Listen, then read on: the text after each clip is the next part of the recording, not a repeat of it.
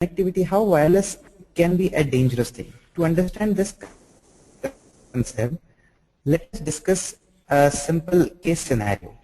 Case scenario actually help us to understand what can be the consequences for not monitoring the security of the wireless. So let us discuss a simple TJ Maxx credit card incident. I have got a small PDF out here. So this is a TJ Maxx credit card incident. Let me just summarize this. In 2007, TJ Maxx credit card was one of the largest clothing selling retailer of the United States, and one of its store decided to, the store Sandford decided to not have a wire mesh over its vicinity and decided to go switch on to the wireless interface. What actually happened, some hacker also got to know about this, and he just find out that the TJ Maxx is using a wireless at St. Paul. What he did, he just sniffed entire air with his directional antennas and got a variety of credit cards and all such things. And the only vulnerability with TJ Maxx incident was that those people were using simply a barcode scanner that was simply a wireless one. So just by using a directional antenna, one could have a huge amount of credit card information and a bunch of other things. After that, when the incident was investigated, it was being assumed that these people are some Romanian hacker or something else. But who cares about these are Romanian or Italian ones after the incident happened? So the credit card incident was such a huge that TJ Maxx is still under the crisis of this incident. So they lost almost millions and millions of money. You can just go through with that, how much they lost in that. And the only vulnerability was that they were using a WEP based encryption. So now let us come back to the slide. And so we have seen that it can cause a lots of damage by using an unsecured wireless network.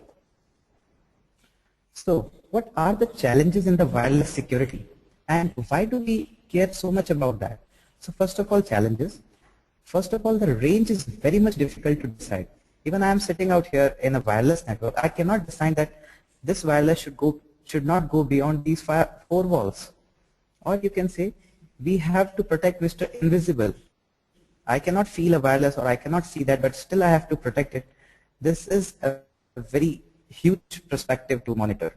And the very important thing is attacks are very easy to implement and very hard to detect. One can easily do any kind of attack or sniffing, or even can breach into my network just sitting far and far away from here just by using a directional antenna. Or as we have seen in the TJ Maxx credit card incident, that sniffing can be undetectable and can be very easy. In this entire webinar, I will show you a live scenario of how we can sniff the entire wireless network, or how we can even break the WPA or WPA2 network as well, and various other things also. So what are the software setup that we are going to require?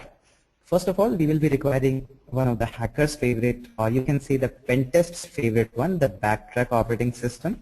You can use any version of the Backtrack, but for this, for demonstration purpose, I'll be using a Backtrack 5 revision 2 version.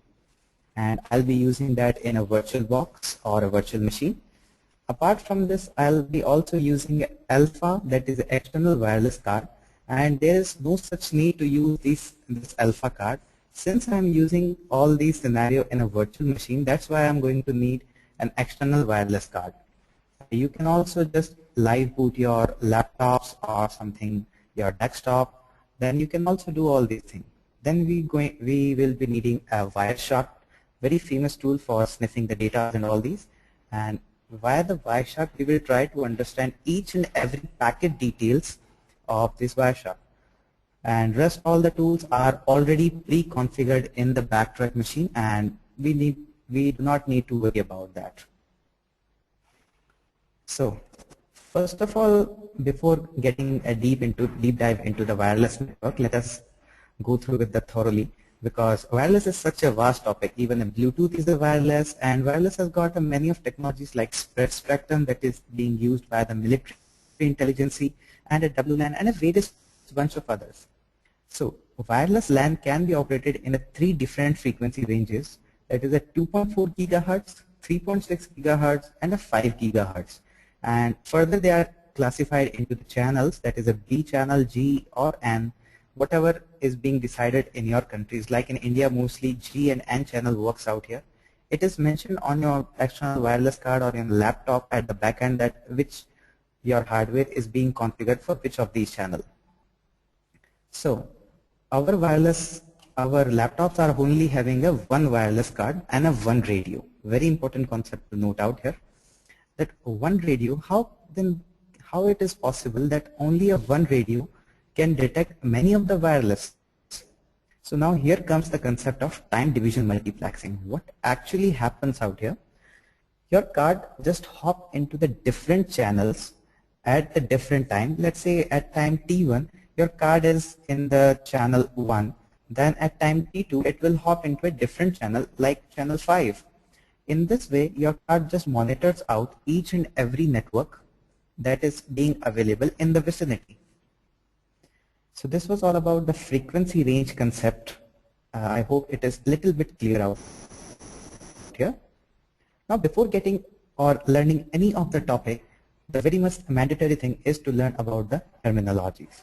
So we have got some software terminologies as well as hardware terminologies. First of all, let us look about the software terminologies.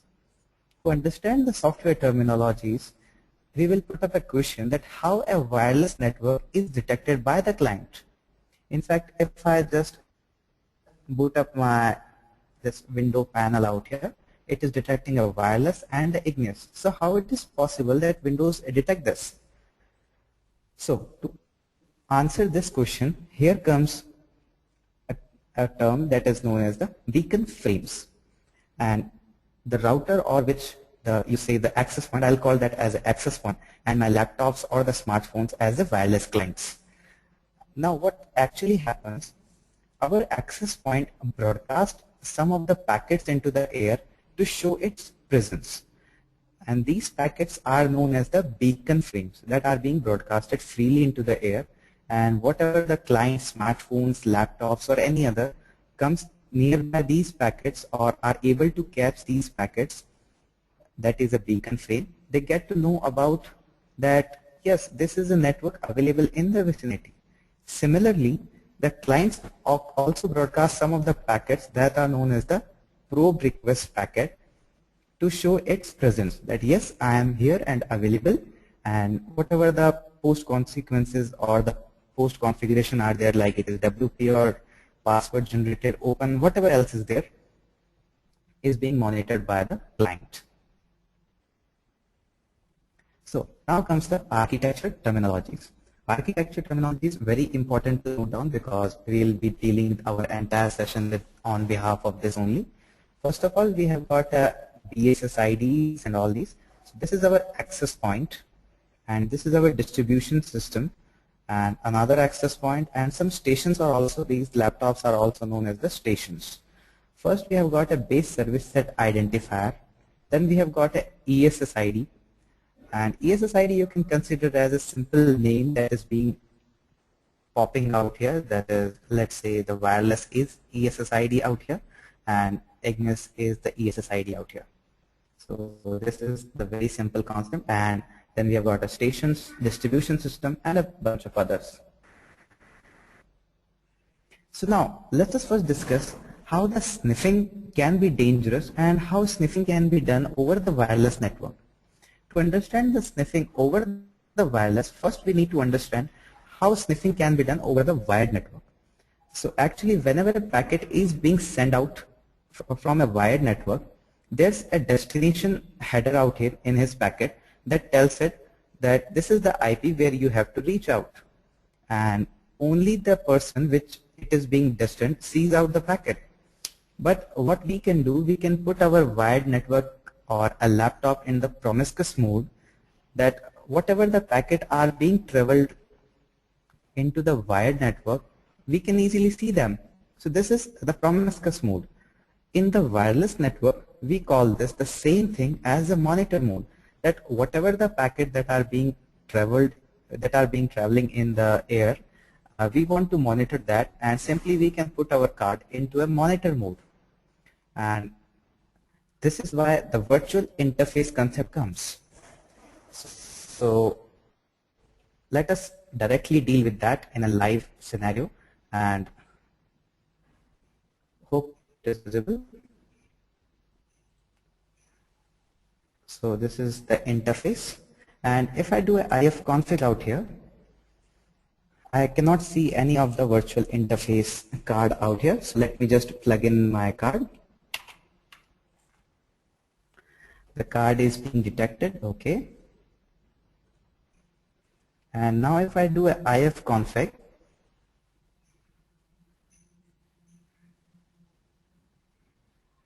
it's taking just the ability to up the card. Here it is. I can see a WLAN card out here that is a wireless card. Now how to make our card into a monitor mode? For that we are using Airmon utility already out there in the backtrack with the command start mark 0. What this command will actually do, it will create a monitor mode interface sitting on the top of a WLAN 0. Let me again do an ifconfig.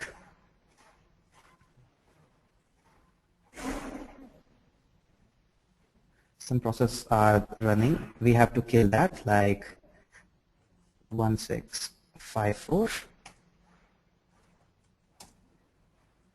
and 759.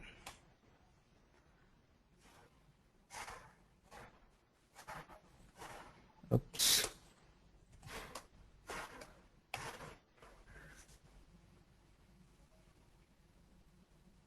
Now we have got a monitor mode enabled. Now let me explain you what actually happened out here. I have just given a monitor mode interface that is a WLAN 0. What actually happened? This Airmon utility just created a monitor mode interface sitting on the top of WLAN interface only. So this is actually a virtual interface, not an actual hardware interface. To verify this concept, let me just do a ifconfig. Here I have seen that here is a Mon0 interface and here is a WLAN 0 interface. But it is actually not a physical interface, and we can verify it by simply just by seeing a hardware address. It is absolutely similar hardware address, so we can say that it is a monitor mode interface and we can have that. So this was creating a monitor mode interface. Now let us proceed back to the slides. Okay,